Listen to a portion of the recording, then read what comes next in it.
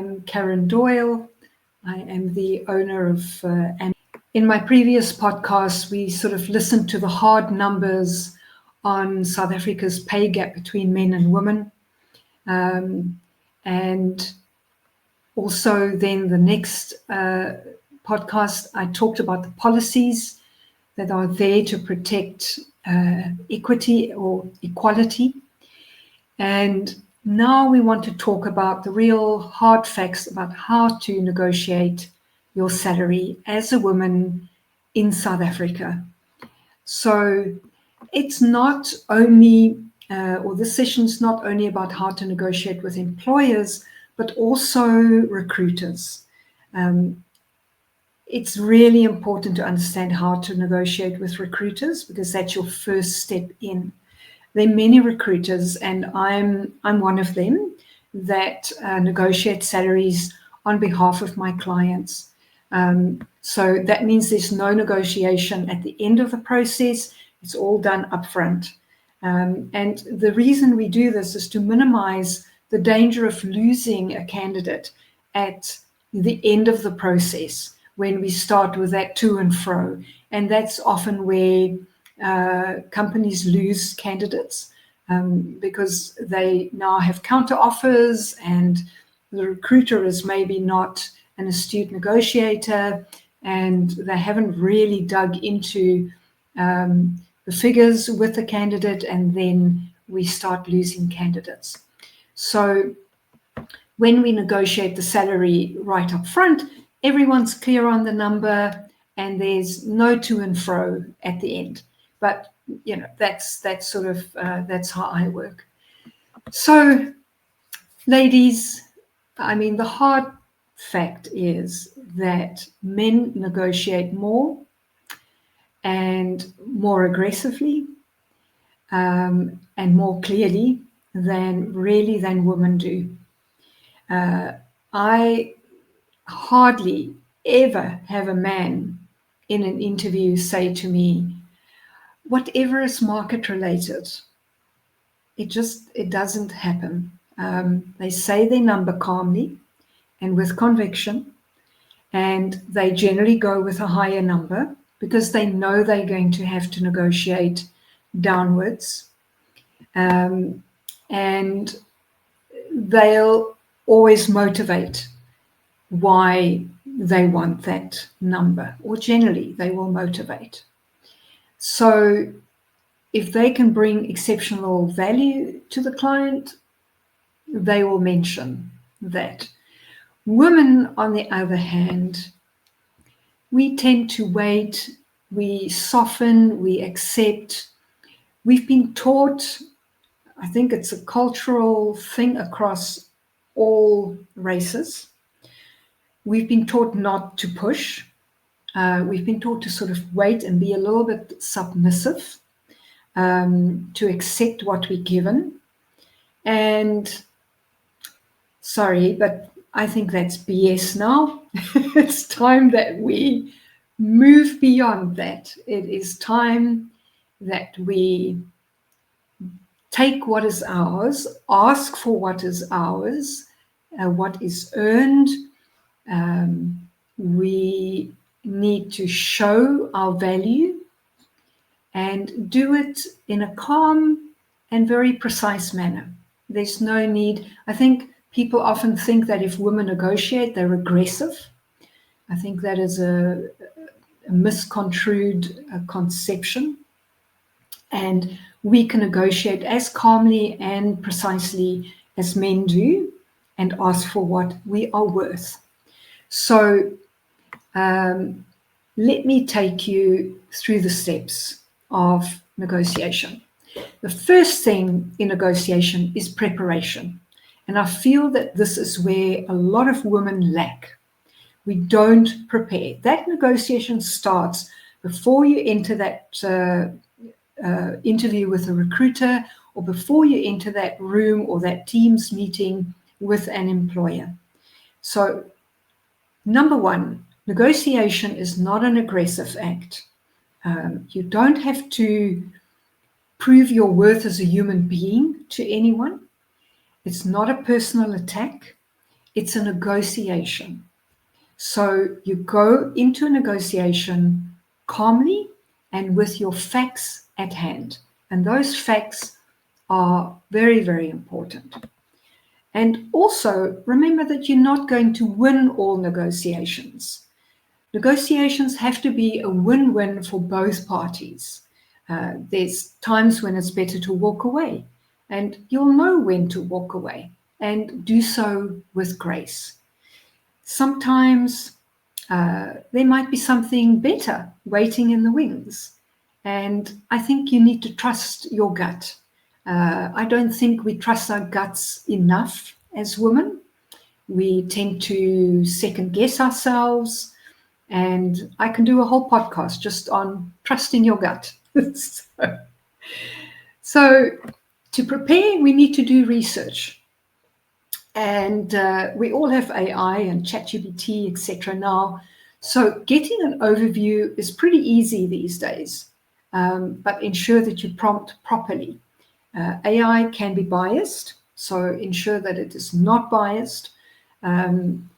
Make sure that you ask about your area of expertise, the area that you live in other words, the city, the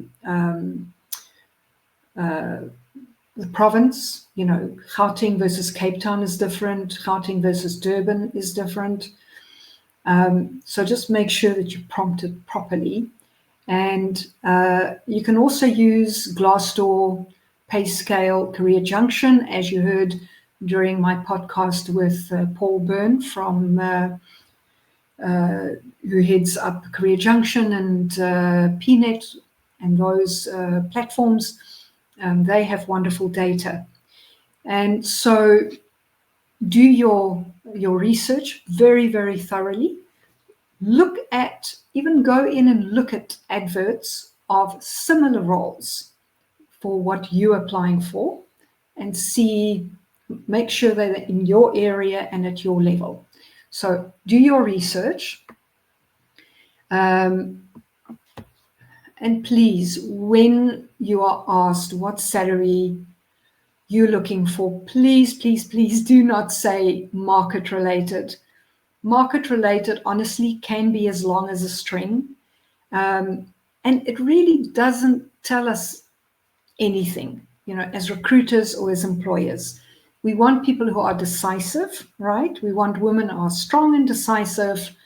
So it really drives me nuts when women say this in an interview. And I do force them during an interview to give me a figure.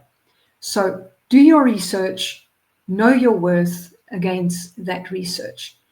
And there are 3 numbers that you need to know and decide on before you do any interview. So your ideal number, so your anchor high, your target number, which is the realistic number, which is where you feel that, you know, you should be, and then your walkaway number. So it's the lowest acceptable number that you will accept. So after that, you need to determine the following things: your achievements. So prepare 3 to 4 to 5 measurable outcomes. It could be, I reduced errors by 40%. I brought 4 million Rand of new business into the company. I cut reporting time from 5 days to 2 days. Whatever it is, those achievements are incredibly important.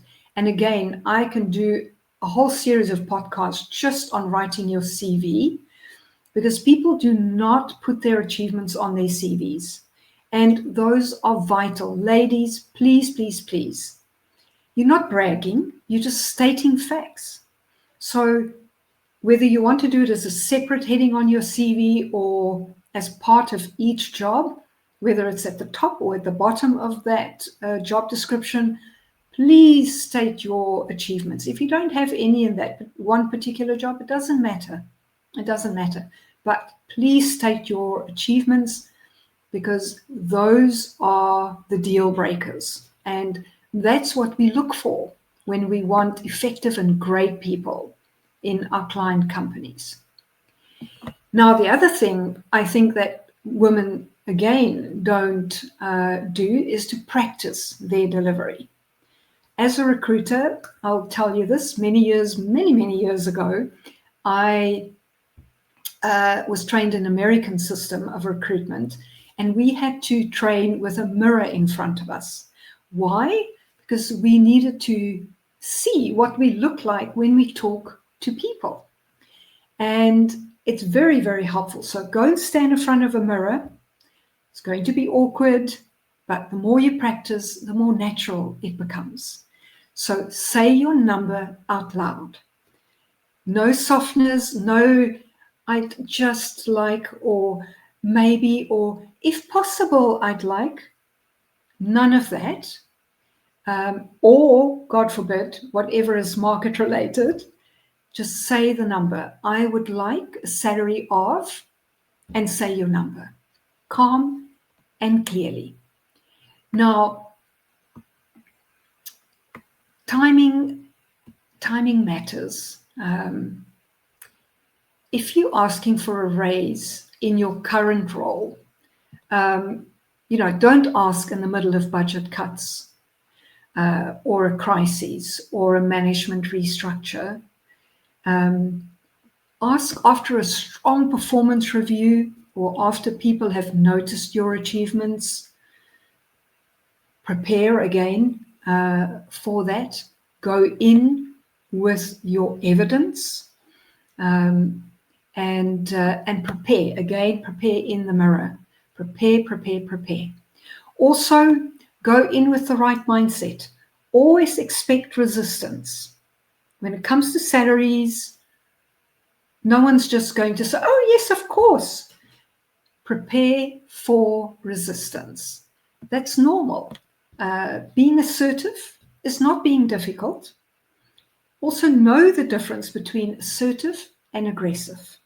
Some women feel that they have to be aggressive when asking for a raise. No, you need to be calm, you need to be firm, but you also need to understand that negotiation is a win-win game, right? So frame your request around your value to the team and the company. And if it's not accepted straight away, ask when that could be reviewed and ask it calmly and wait for an answer. So when you're negotiating with a prospective employer, so it's a face-to-face negotiation, start with appreciation, okay? So thank you for your offer and a smile, right? We don't smile enough in interviews. Remember to smile.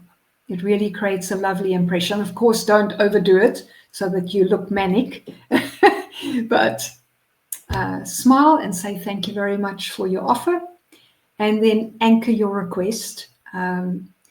So the market range for this role is between 500 and 600,000. Based on my experience, I believe that I am worth 550,000. I think that is a fair number.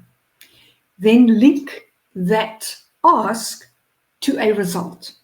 So in my last role, I cut turnaround time by 40%, or I saved costs and I increased accuracy, or I increased revenue by 30% year on year for the past 2 years or 3 years. Whatever that achievement is, frame it once you have asked for that figure.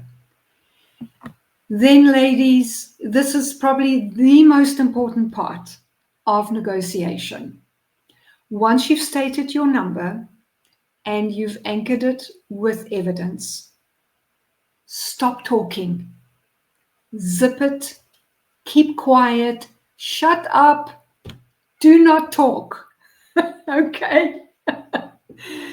as women, we feel that we need to fill that space. We now need to start telling them why. We need to motivate more. Just keep quiet. This is so, so vital.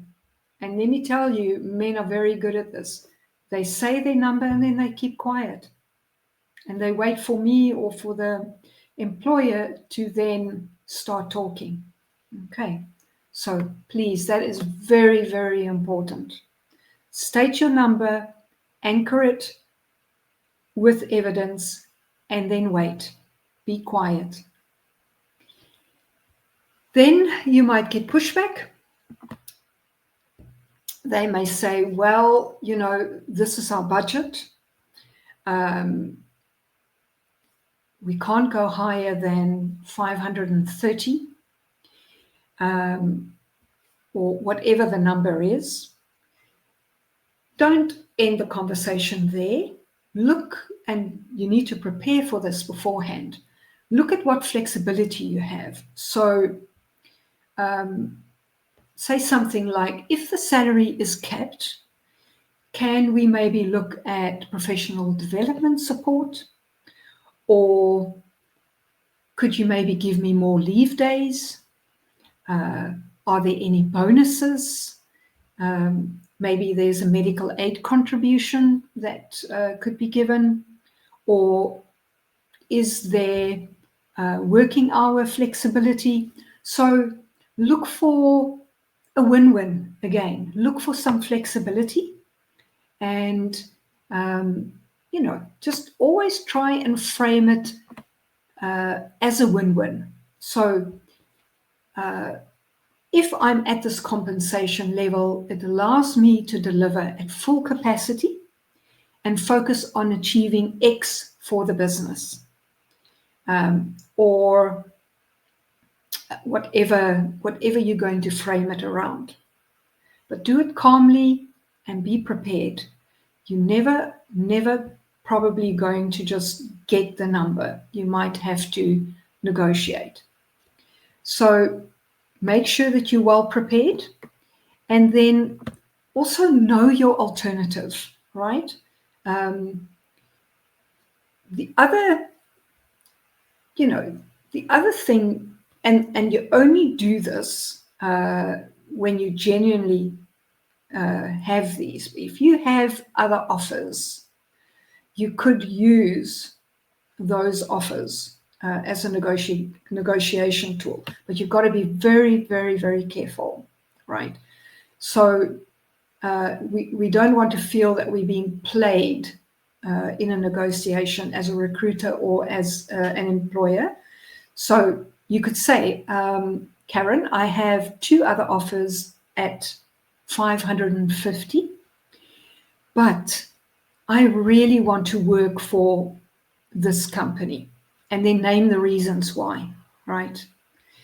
And so maybe that will soften the negotiation further on the employer or the recruiter side. I might say, well, based on the evidence of what you have achieved and the reasons why you want to work for this company, let me go and talk to them and I'll get back to you. So make it very, very clear what, how negotiable you are, what you're negotiable on, but very clear on what your number is. And then leave it at that and say, thank you very much for your offer. And could you please, if they are going to make an offer, could you please confirm that offer in writing? Okay, so ask for it always in writing. I've heard of so many people who had offers, verbal offers, and then something happened and it fell through. So always ask for those offers in writing. Are you all still happy? So Monique says, I always get anxious when it comes to salary negotiations. I'll normally just accept, mainly because I'm so scared to potentially lose the opportunity. So Monique, yes, I understand that. And that is why preparation is so, so important. So make sure that you do that preparation in front of the mirror. And the more you do it, the more calm you will become. All right. And then remember to state that number, state your reasons or your achievements, and then be quiet and wait. And it will be amazing. And yes, absolutely. Zip it. Okay. All right. So then negotiation with recruiters. So recruiters are often overlooked in the negotiation process, but they can be really, really powerful allies in your quest to get salary parity. So I always start my interviews by understanding why a candidate wants to leave their current position. If it's because of a need for growth or further knowledge or to experience different sectors or because of stagnation or maybe a glass ceiling, I'm all in. If it's solely because they want a higher salary, I generally walk away. My experience is that candidates will move from job to job just to push up their salary. So I'm very, very careful around that. But if they're in a job where they're massively underpaid, and they can prove that, right? And I can see that in the research, I will do my best to help that candidate to get to a salary that gives them parity. Obviously, it depends on their experience, but if I can see the experience and the value that they're bringing, I will certainly do my best to get them on a par with others in their industry. I have interviewed many women and men who have been completely underpaid by employers. So, you know, that is an issue. And we know that from the research that women are underpaid versus men in most industries. So again, be firm on your number, not aggressive, just be firm. Not all recruiters are good negotiators. They'll literally just take that number and refer, or if it's too high, they'll just regret you. So you need to feel them out. And I think, again, with recruiters, it's very, very important to frame your salary ask with your achievements. You have to prove why you're asking for that number. It doesn't need to feel desperate. You can just calmly say, I'm asking for this because I know that in my industry at this level, people are earning X, Y, Z, and I have achieved X, Y, Z for my company and for previous companies. And based on that, I feel this is a fair number. So share your target salary and maybe your walk away number, up front, so that you stand a better chance of being considered. I think it's also important to suss out the recruiter, whether they are on your side or whether they're purely on the client side, whether you're just a number, because some recruiters are not great. The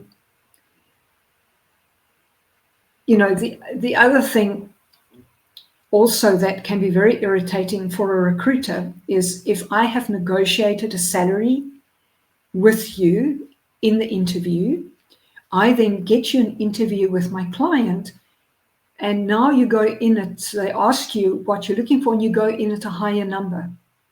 So please don't do that. Please know your numbers. Make notes of, this is the job I applied for, this is the recruiter, this is the number we have agreed on, so that you know. And if you can't remember, before you go for the interview, ask the recruiter, Caren, what was the number that we agreed on when we interviewed, so that I am on a par when I go for an interview with this client. So it's absolutely fine to ask that. So do your homework. Most recruiters earn commission on your package, so a higher salary benefits both of you, but be realistic. Learn who you can trust and learn who will waste your time. There's certain recruiters, I believe, that don't tell people what the salary is upfront. Insist on that. You do not go for an interview unless you know what salary they're offering. Otherwise, don't just say, please don't waste my time, So it's also okay to ask a recruiter about the range, and to ask what are similar candidates earning in this role. Absolutely fine to ask that. And just remember to ask before your CV is submitted, please confirm the range you'll be presenting me at. I think that, treat your recruiter, if they're good, treat them as partners. Build trust. If you feel you're on the same team, they'll fight harder for you. They will. But not all recruiters are equal, so choose your partners wisely. And then challenge assumptions. So if they say, oh, no, I don't think my client will go for that. Ask them, how did you arrive at this figure for me? And it might expose biases or low expectations. And then remember to anchor it again with your achievements. So be clear what's non-negotiable. So your floor salary, know where you will flex. So maybe leave or remote work or bonuses or whatever it is. And frame it very calmly with, I'd like 700,000, but if the client can only go to 650, I'd need to maybe look at a bonus. Can you tell me about bonuses, or a guarantee to bridge the gap with some extra leave? So be clear about where you are flexible. We also need to be aware of biases. So women can risk backlash for being assertive in the workplace. So when negotiating for a raise in your company, always, as I said, link it to your team and your company goals. Be very, very clear in your ask and bundle your expectation maybe with something that is flexible. So I'm just going to recap beforehand. Do your research, get your 3 numbers, your nice to have, your realistic number, and your walk-away number. List your achievements, pick your timing when you go and ask for a raise, right? Practice your delivery. And during the interview, anchor high, link it to results. Hold your silence once you've asked. Zip it, keep quiet. And then once they come back with a number, negotiate the package, frame it as a win-win. And after, get the offer in writing, review it calmly, walk away if it's below your minimum, decline gracefully. You never know, they might come back, but stand your ground. Unless you're absolutely desperate, okay? But then you've got to understand that you're going to go in at their mercy, right? And you're going to have to now ask for increases down the line, and it might not be forthcoming. So remember that consistency matters. So the more that you practice, the easier it becomes. It's like anything, right? So salary negotiation doesn't need to be a fight always. It's a structured conversation. The goal is win-win. You get fair pay. The company gets value and commitment from you. And just remember, men ask, women often wait or they hedge. And waiting costs money. It costs you money. So start to learn now to negotiate firmly, calmly, assertively. And remember this quote. I love this quote. It says, you don't get what you deserve, you get what you negotiate. And I think that that is so, so true. So remember to negotiate firmly and not aggressively. There's an entrepreneur, Mark Cuban. I'm sure that many of you have heard of him. He's a multi-billionaire.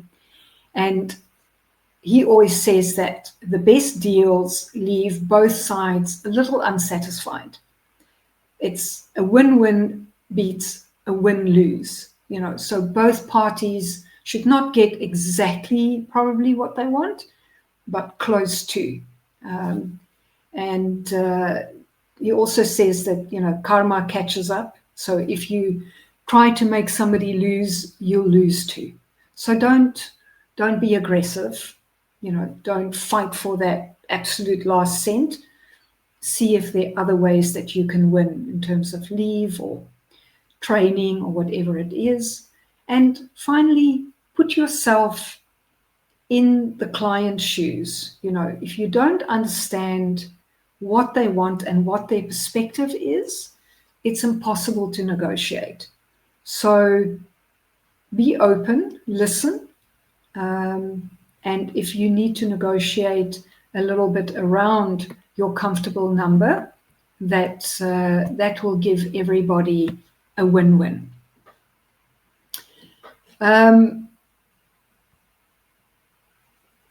So Monique says, great, useful tips. Thank you so much, Caren. I think need to work on my confidence by practicing.